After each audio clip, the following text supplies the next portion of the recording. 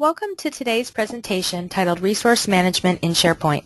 My name is Heather Champeau and I'll be leading the webcast today. Today we're going to be discussing all aspects of resource management and its value to organizations. We're also going to be covering the benefits of resource management as it relates to SharePoint and the value of executing resource management in such a comprehensive, flexible collaboration tool. Employees are the most valuable asset and the biggest expense for most organizations. Any organization that fails to manage their resources to ensure that sufficient capacity is available and that they're being assigned and managed efficiently risks losing control of its projects and work costs and having its business activities seriously constrained. The ability to deploy employees effectively against often conflicting projects and other work priorities enables organizations to optimize their return on human resource investments. In order to maximize both task throughput and company morale, resource and project managers need an efficient system to place the appropriate staff on the right teams at the right time.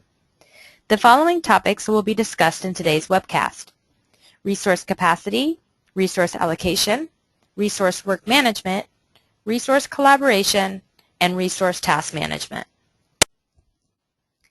Before we get into all the various levels of resource management, let's touch on the basics. What is resource management? Wikipedia defines resource management as the efficient and effective deployment for an organization's resources when they are needed. The term resources does not always refer to human resources, but all resources that need to be considered when scheduling a project activity.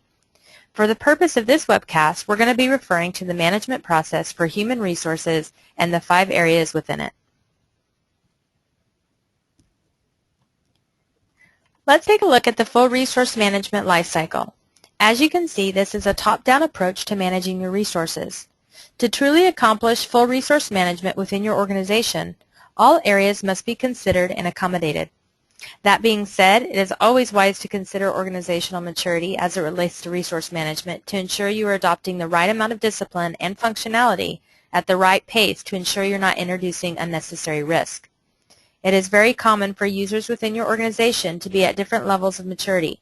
One of the most important aspects of implementing and executing a new tool or discipline is that you understand your audience, their needs, and their current process in place today to ensure that new technologies introduced will be easily adopted.